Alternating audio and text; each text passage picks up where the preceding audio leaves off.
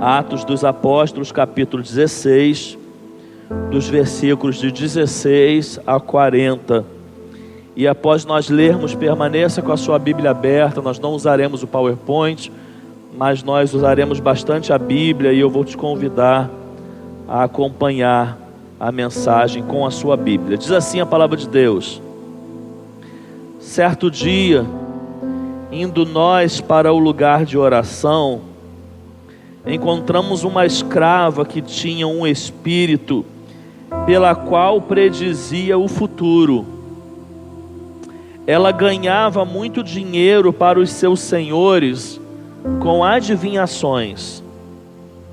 Essa moça seguia a Paulo e a nós, gritando: estes homens são servos do Deus Altíssimo e lhes anunciam o caminho da salvação. Ela continuou fazendo isso por muitos dias. Finalmente, Paulo ficou indignado, voltou-se e disse ao Espírito: em nome de Jesus Cristo eu lhe ordeno que saia dela. No mesmo instante, o Espírito a deixou. Percebendo que a sua esperança de lucro tinha se acabado, os donos da escrava agarraram Paulo e Silas e os arrastaram para a praça principal diante das autoridades. E levando-os aos magistrados, disseram: estes homens são judeus e estão perturbando a nossa cidade, propagando costumes que a nós romanos não é permitido aceitar nem praticar.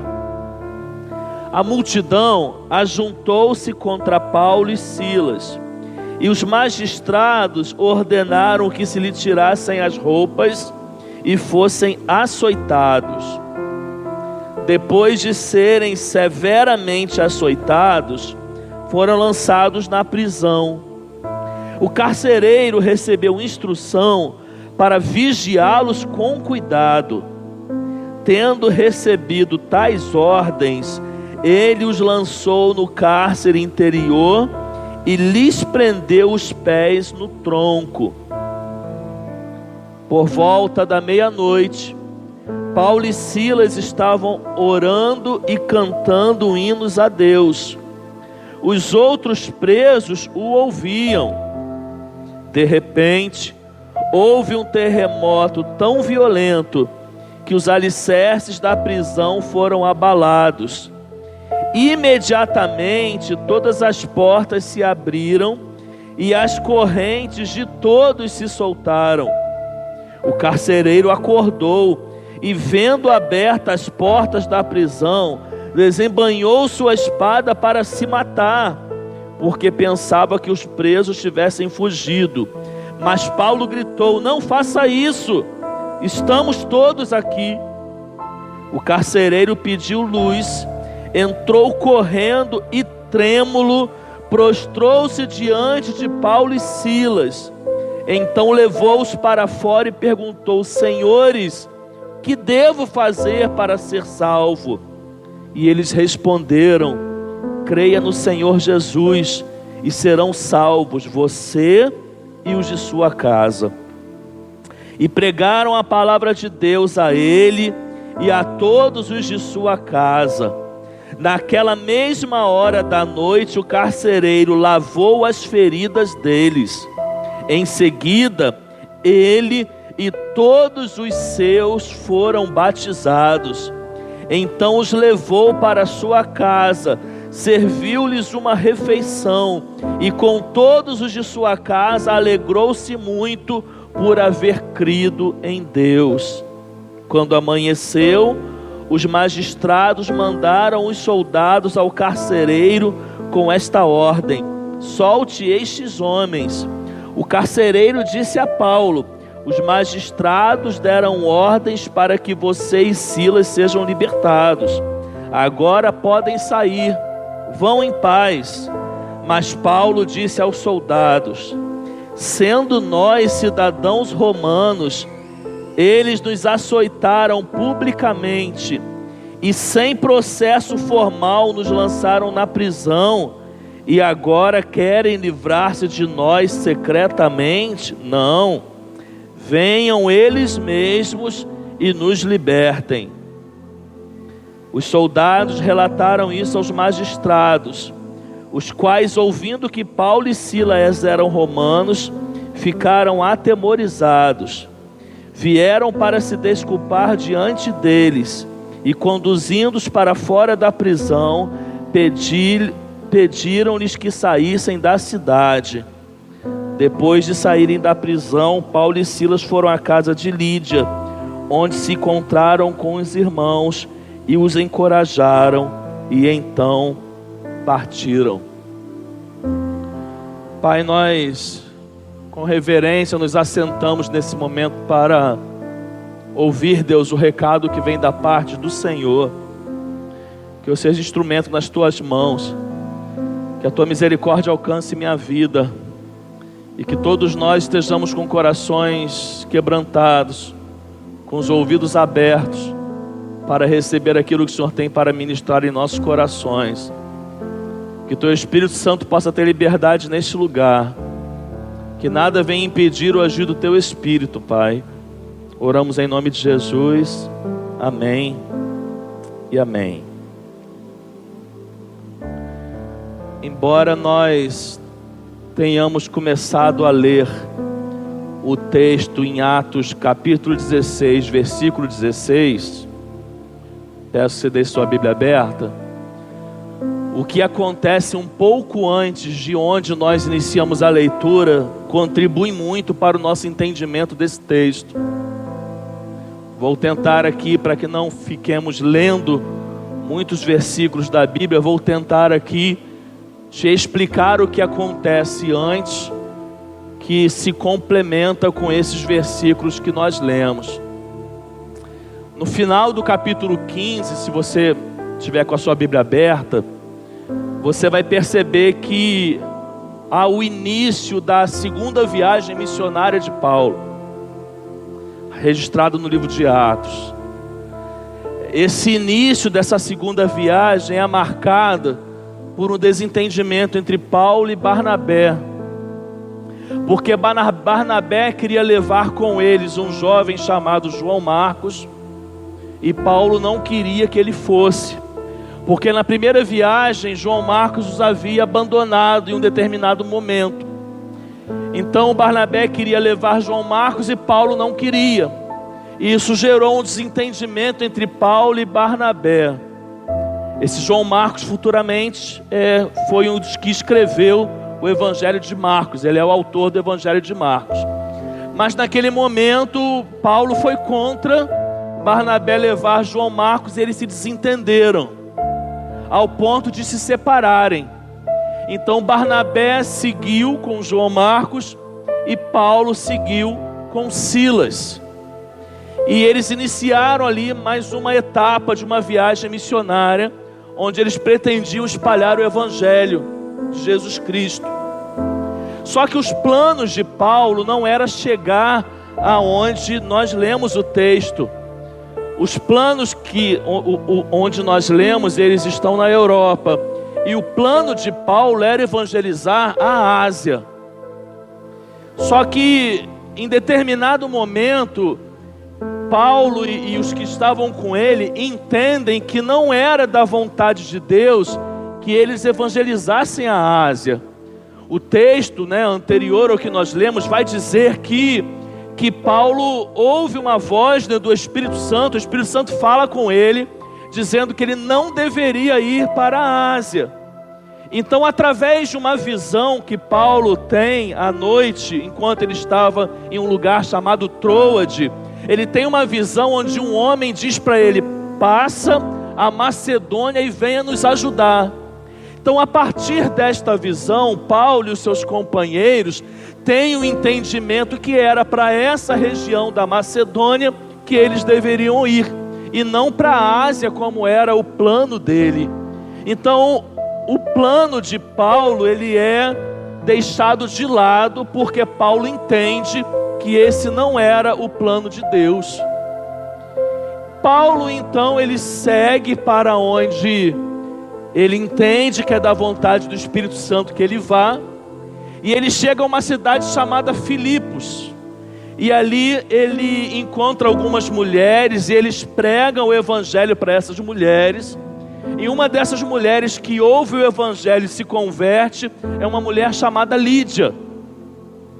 Ela era vendedora de tecidos finos, ela não era da cidade de Filipos, ela era da cidade de Tiatira, mas ela ouve o evangelho, ela se converte, e ela abre a sua casa para que a igreja do Senhor Jesus pudesse se reunir na sua casa. E quando Lídia faz isso e abre a sua casa, nós temos ali a primeira igreja na Europa sendo criada na casa dessa mulher chamada Lídia.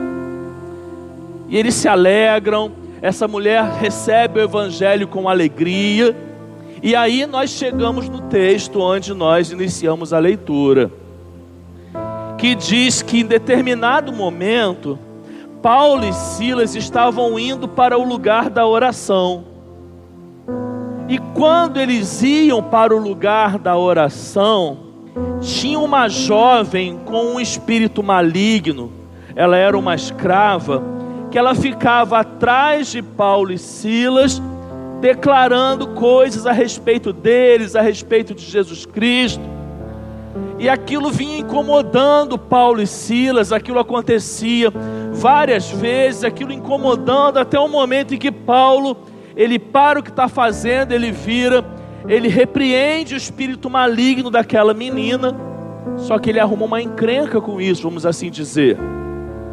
Porque quando ele expulsa o espírito maligno dessa menina, aqueles que eram senhores dela, porque ela era uma escrava, e ganhavam dinheiro com ela através das adivinhações que ela fazia, ficaram furiosos com Paulo.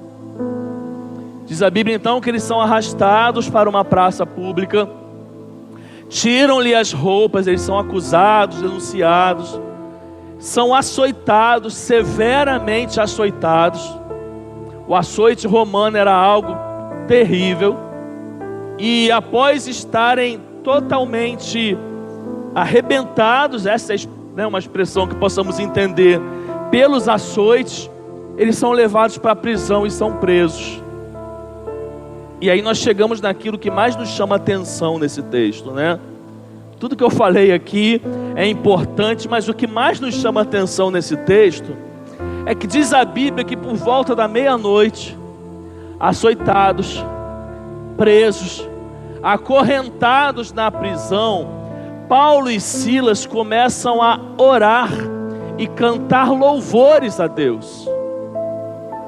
E eles cantavam louvores, eles ao invés de estarem ali gemendo pelas dores que estavam sentindo, eles estavam louvando a Deus. Ao invés de eles estarem ali murmurando, porque eles queriam ir para a Ásia, Deus manda eles para a Europa, mas chega lá eles são presos. Ao invés de eles estarem murmurando, eles estavam louvando a Deus. E o louvor que eles produziam, o louvor que eles entoavam no momento tão difícil da vida deles, era ouvido por todos os presos. Você consegue imaginar um silêncio por volta da meia-noite, e todos os outros presos em silêncio, ouvindo aqueles dois presos louvando a Deus? Essa era a cena da prisão. Provavelmente o carcereiro escutava esse louvor. Provavelmente se houvesse alguma coisa ali perto, alguma aldeia ou alguma população ali perto, eles também poderiam escutar esse louvor. E Paulo e Silas ali açoitados, feridos, louvavam a Deus, e isso nos chama muita atenção. Esse louvor, ele não fica simplesmente no âmbito natural.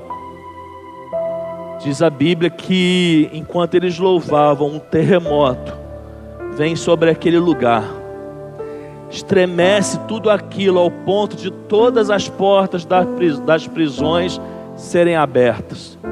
Além de todas as portas das prisões serem abertas, todas as correntes foram quebradas com esse terremoto.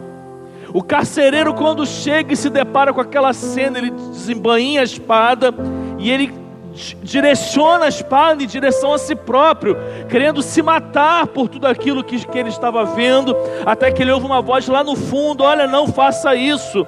Ninguém fugiu, nós estamos todos aqui. Aquele carcereiro não acredita no que está vendo. Ele sabia que esse Paulo, esse Silas eram pregadores de Jesus Cristo. Ele sabia por que eles estavam presos. E ele vai até eles e fala: o que eu preciso fazer para ser salvo? E aí vem mais um dos versículos muito conhecidos da palavra de Deus.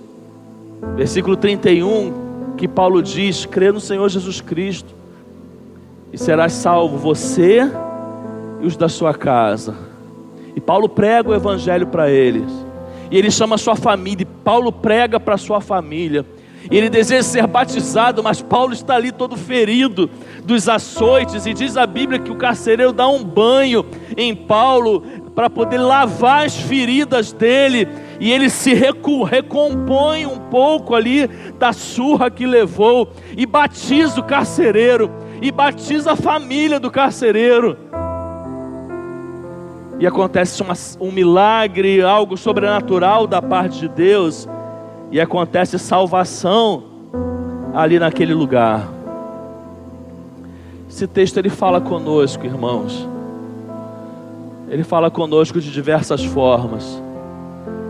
E eu quero nessa noite, dentro do tempo que nós tivermos, tirar algumas lições de tudo isso que nós falamos aqui e trazer isso para a nossa vida.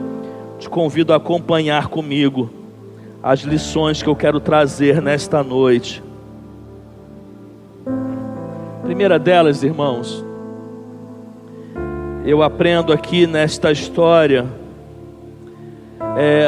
sobre o desafio, eu vou assim chamar, sobre o desafio, irmãos, que todos nós temos de não nos deixarmos ser guiados por nós mesmos, nem por nossas emoções, mas somente pelo Espírito Santo de Deus.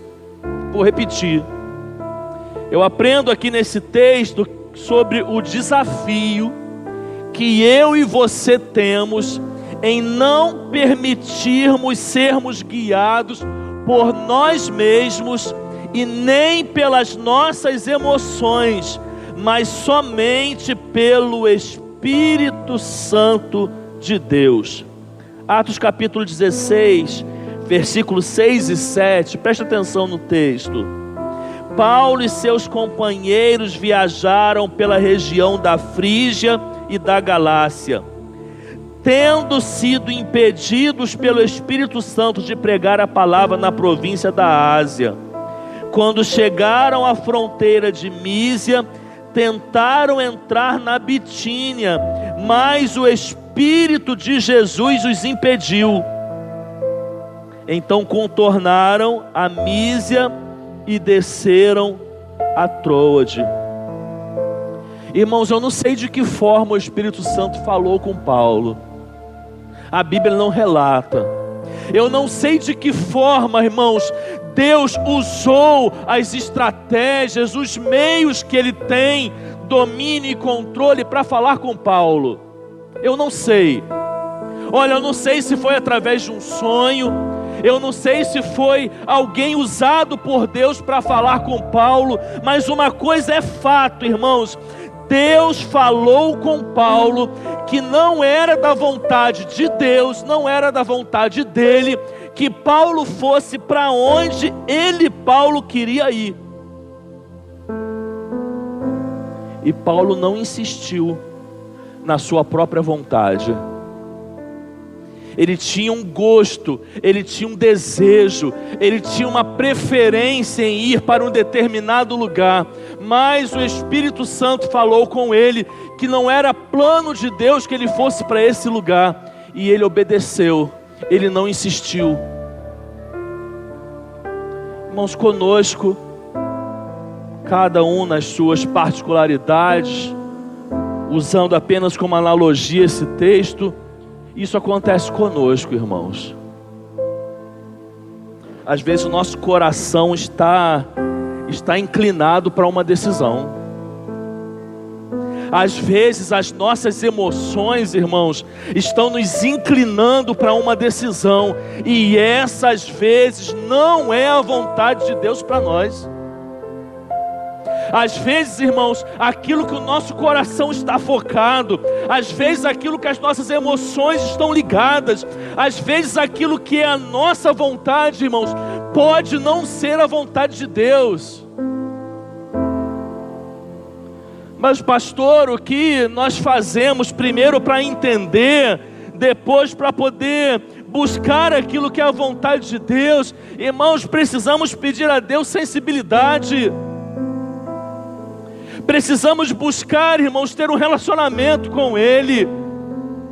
Precisamos, irmãos, de discernimento. Porque muitas vezes, irmãos, aquilo que se inclina ao nosso coração não é o que Deus quer para nós.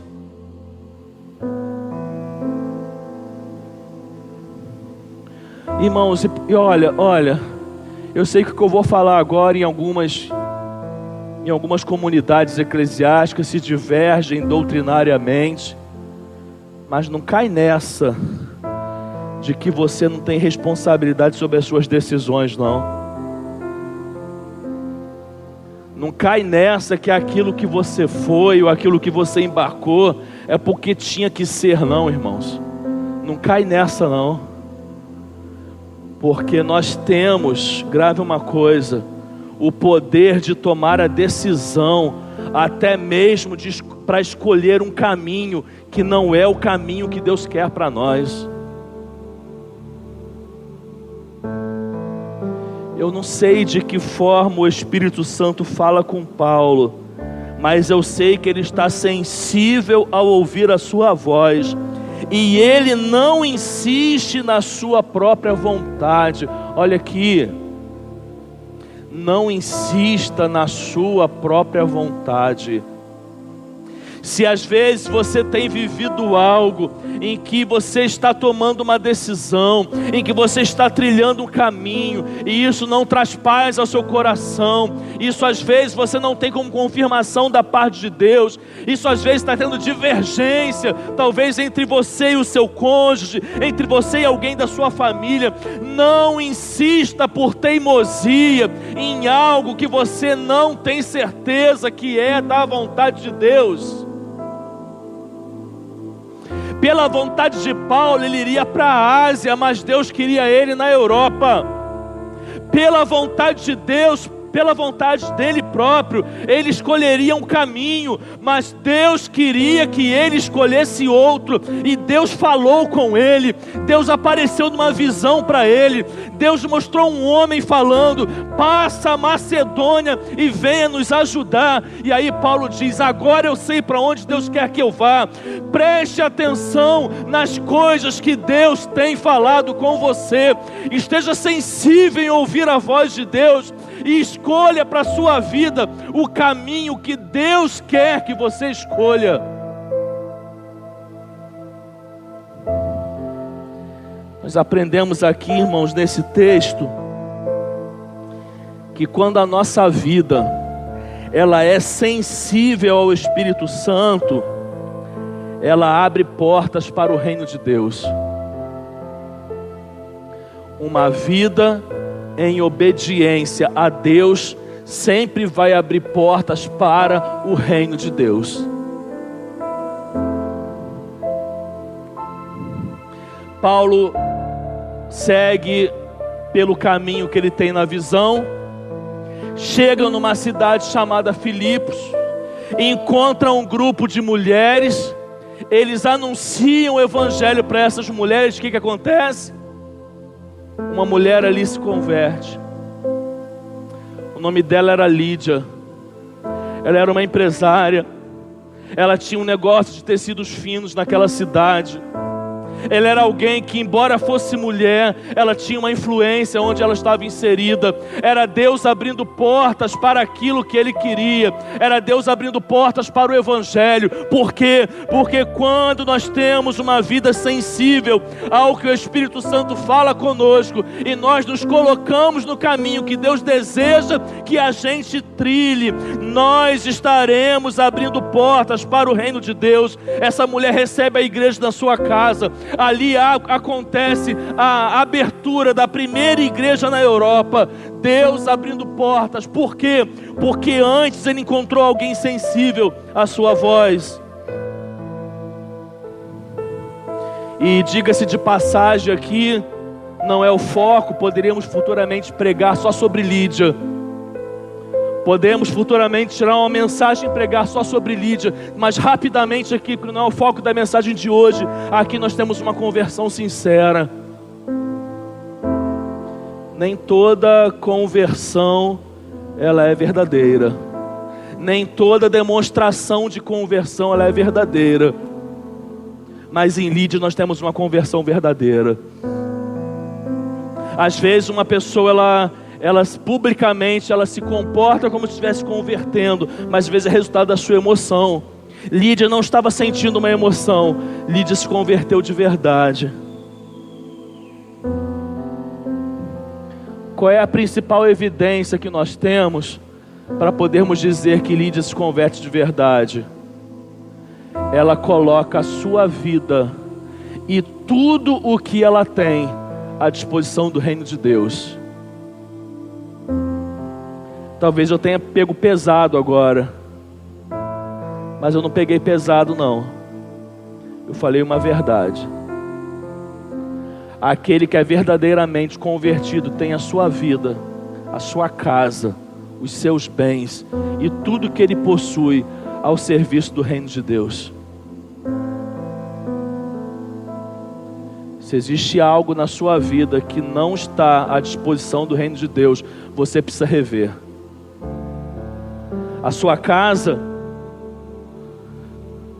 por maior seja o capricho que você tem com ela, por maior seja o cuidado e o zelo que você tem com ela, ela precisa estar à disposição do serviço do reino de Deus.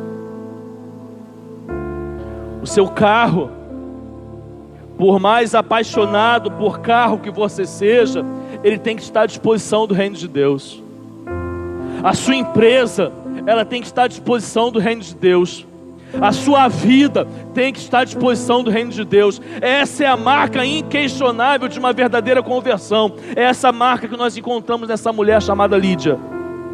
Ela se converte, ela coloca a sua casa à disposição do reino de Deus. Ela recebe a igreja na sua casa. Ali abre uma igreja do Senhor Jesus Cristo. É o evangelho chegando na Europa.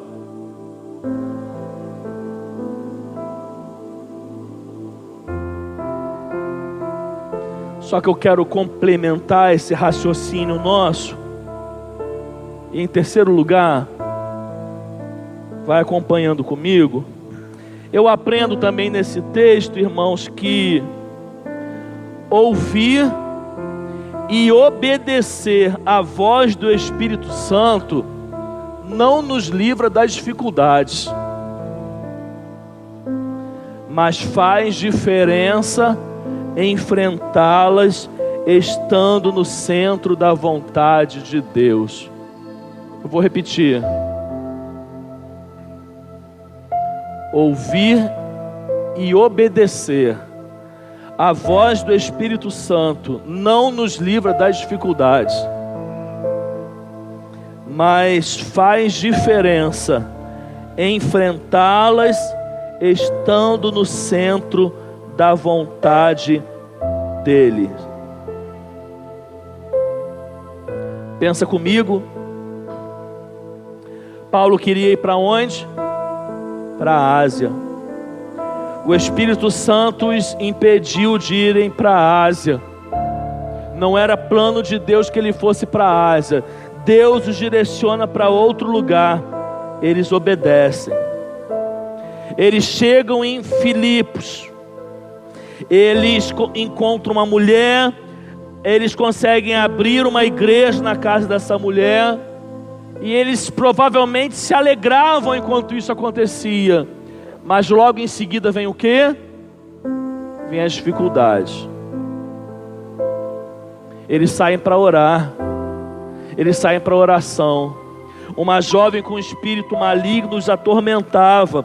Ele repreende o espírito maligno, ele expulsa o espírito maligno dessa jovem. Eles são severamente açoitados e eles são lançados na prisão.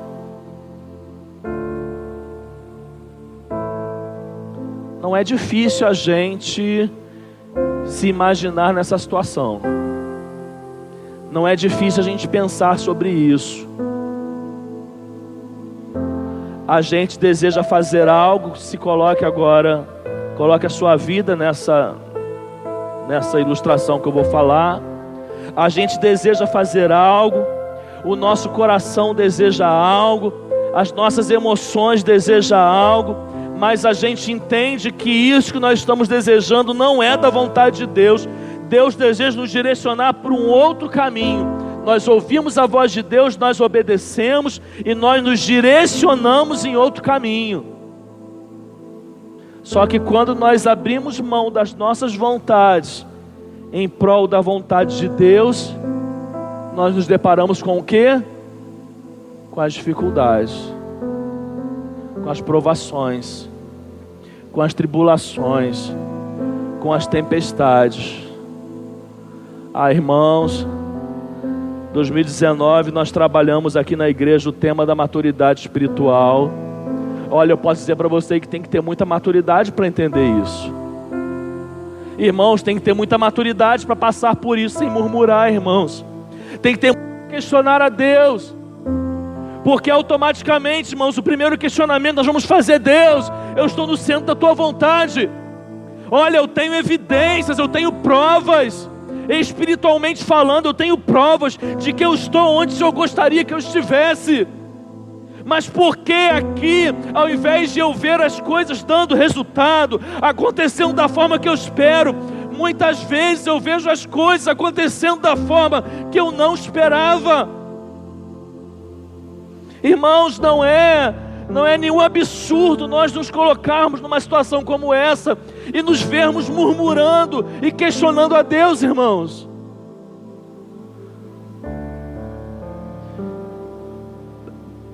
Paulo poderia, irmãos, fazer essa oração: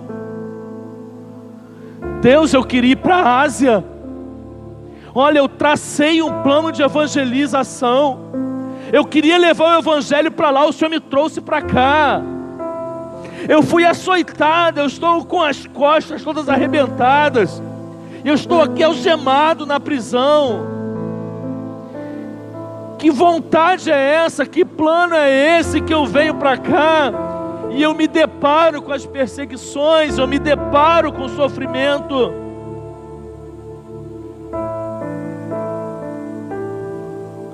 Marcos capítulo 4, você não precisa abrir sua Bíblia, narra uma situação parecida como essa.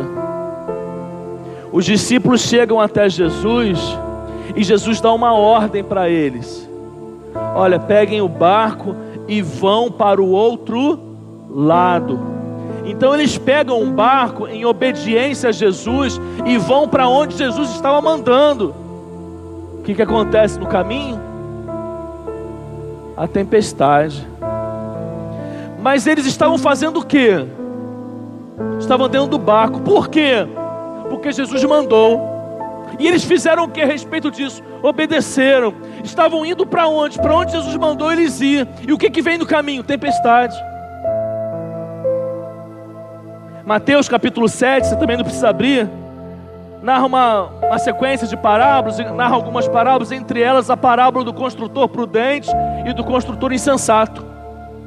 Jesus está pregando a multidão e Jesus queria destacar que mais importante do que ouvir é ouvir e obedecer a sua palavra. Ele conta essa parábola. Havia dois construtores, cada um construiu uma casa. Um construiu sobre a rocha e o outro construiu sobre a areia.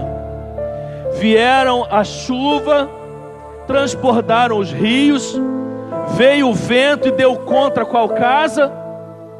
as duas casas. Você sabe muito bem que a casa na areia significa aquela casa que não é construída tendo alicerce como Jesus. E a casa na rocha significa aquela que tem como alicerce Jesus. Mas qual recebe a tempestade? As duas. Mateus capítulo 5, irmãos, versículo 45 diz que Deus faz raiar o sol sobre os justos e sobre os injustos, sobre os bons e sobre os maus. Abraão sai em obediência à palavra de Deus, larga a sua parentela, larga os seus parentes, larga tudo, vai para uma missão que Deus o direcionou. Demora tantos anos para que a promessa se cumpra na sua vida, até que finalmente nasce-lhe o filho da promessa. E quando esse filho já é crescido, Deus o pede em sacrifício. Jesus vem como Deus encarnado sobre a terra, é batizado por João Batista. Nós temos a manifestação da Trindade no batismo de Jesus, Pai, Filho e Espírito Santo. E após esse momento de extrema glória, Jesus é levado para onde? Para o deserto, para ser tentado por Satanás.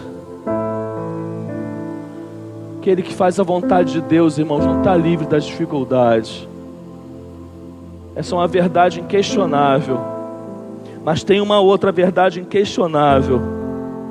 Faz toda a diferença enfrentar as dificuldades estando no centro da vontade de Deus, ou estando em um caminho contrário ao da sua vontade. Lembremos de Jonas, que assim como os discípulos de Jesus, também sofreu a tempestade. Mas sofreu a tempestade em qual caminho? No caminho de desobediência. Lembremos da parábola do construtor prudente e do insensato. O que acontece com a casa que está edificada sobre a rocha? Ainda que as tempestades venham contra ela, ela permanece de pé. De forma, irmãos, que o que muda na nossa vida, ou a essência da nossa vida, não é se temos tempestades ou não, é a promessa e a garantia de que a sua casa e a sua vida permanece de pé quando você enfrenta as tempestades, estando nos caminhos do Senhor. Você não vai sair da tempestade, mas enfrentá-las estando nos caminhos do Senhor faz toda a diferença na sua casa. Tem tempestade na sua casa, meu irmão? Não se desvie do caminho do Senhor, porque a sua casa prevalecerá. Esse texto nos ensina muitas outras coisas ainda, irmãos. Vou aplicar enquanto o tempo permitir. Esse texto nos ensina, irmãos, de forma muito rica, que a vida às vezes nos exige que aquilo que nós pregamos aos outros tenha efeito também em nós. Vou repetir. A vida muitas vezes nos exige que aquilo que nós pregamos aos outros tenha efeito também em nós. Vou explicar. Paulo e Silas eram o quê? Eram pregadores da palavra de Deus. Eles anunciavam as boas novas. Eles anunciavam o evangelho de Cristo. Eu e você também somos, irmãos. Ainda que você não suba nesse púlpito aqui dominicalmente para pregar, você é um anunciador do evangelho de Cristo. Você anuncia com a sua vida. A sua vizinhança olha para a sua casa e sabe que na sua casa tem uma família crente. A sua família sabe que você é uma família crente. As pessoas que fazem parte do convívio social sabem que você é um servo em Cristo Jesus. Só que a vida, irmãos, às vezes exige que aquilo que a gente pregue aos outros, a gente vivencie. De forma que não vale ou não basta eu apenas anunciar às pessoas o que elas precisam fazer. Às vezes eu preciso viver aquilo que eu anuncio. Às vezes a gente prega aos outros, mas às vezes a vida nos faz viver aquilo que a gente prega. Você prega que você é um servo do Deus vivo. Ainda que você não abra a sua boca, você prega com a sua vida. Você prega que você vive a sua vida confiando ela a um Deus Todo-Poderoso. Você prega que você crê em Jesus Cristo. Às vezes a vida te coloca numa situação que não basta você pregar, você precisa viver.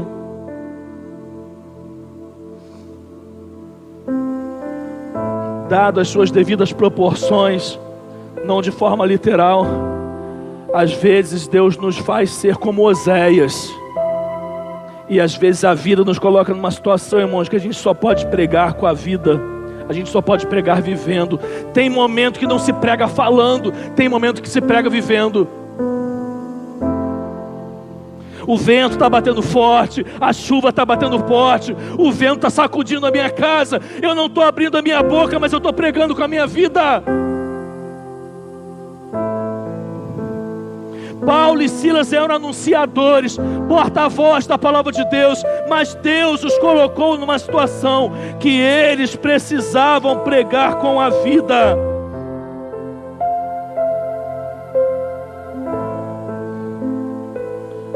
Se você vive algo que você precisa pregar com a sua vida, pregue. Pregue.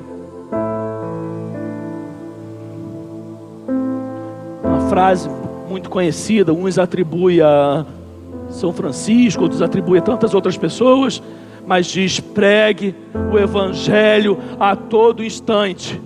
Se necessário, use palavras.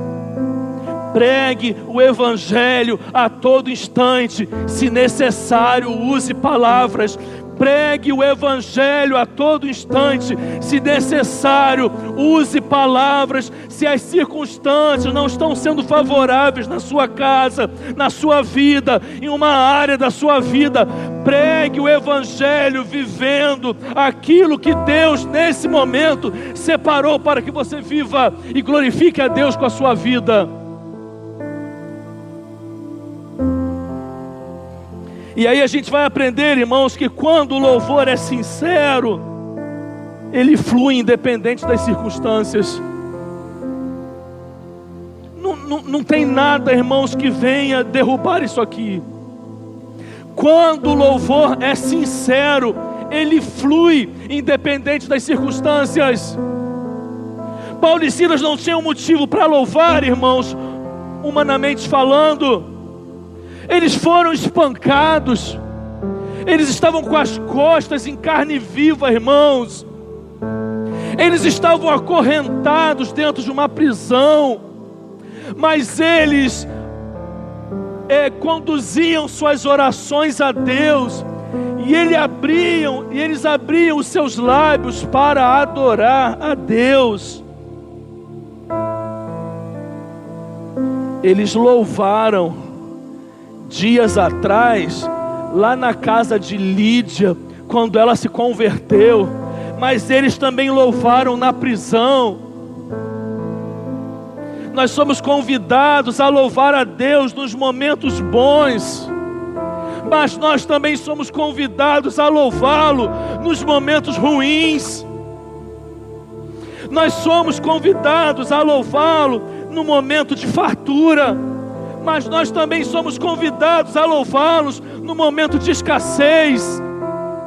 Nós somos convidados a louvá-lo quando está tudo bem na nossa casa, ninguém está com nenhuma enfermidade, as finanças estão controladas, a paz e a harmonia estão fluindo muito bem.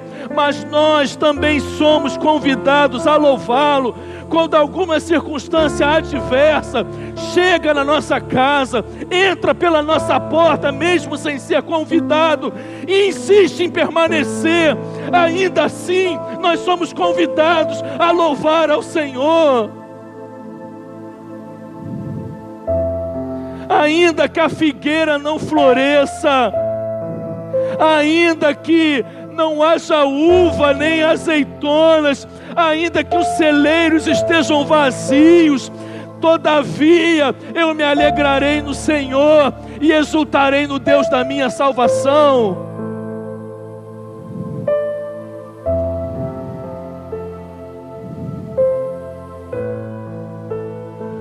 Paulo e Silas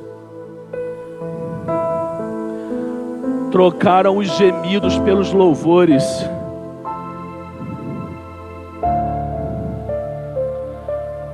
Paulo e Silas trocaram a murmuração pela adoração. Domingo que vem a gente abre a estação da adoração. Essa mensagem eu iria pregar domingo que vem. Deus me direcionou a pregá-la hoje. O propósito é Deus quem sabe. Talvez tenha alguém aqui que não vai estar domingo, e Deus reservou esse tempo para que eu ouvisse essa palavra. Onde começa a adoração, irmãos? Com base nesse texto, onde começa a adoração? A adoração começa na obediência. A adoração não começa quando você abre a sua boca, não. A adoração começa na obediência.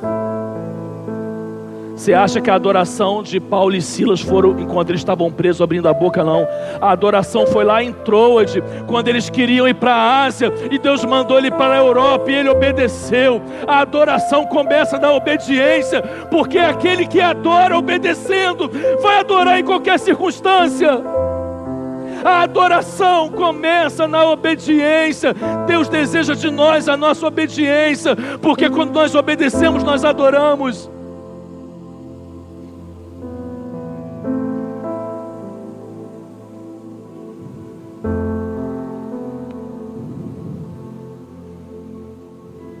Uma vida de adoração sempre trará como evidência o agir de Deus. Aonde tem adoração, tem agir de Deus. Aonde tem adoração, tem agir de Deus. A casa firmada sobre a rocha não cai, porque tem agir de Deus. O barco que conduzia os discípulos em direção ao outro lado não afunda, porque tem agir de Deus.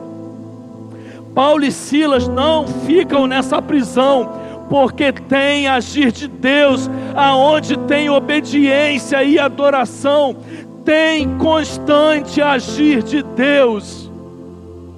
A sua casa será repleta do agir de Deus, sempre que houver nela obediência e adoração.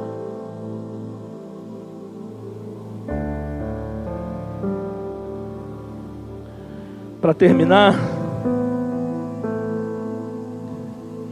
Deus usa formas distintas para salvar um pecador. Rapidamente, Atos 16, versículos 30, 31 e 32. Então levou-os para fora e perguntou: Senhores, que devo fazer para ser salvo? Eles responderam: creia no Senhor Jesus, e serão salvos você e os de sua casa.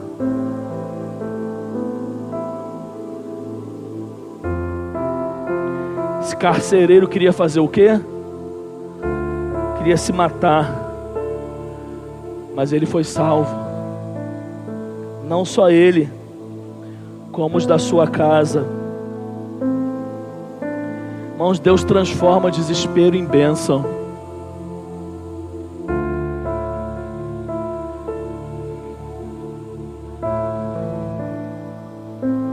Eu não sei você,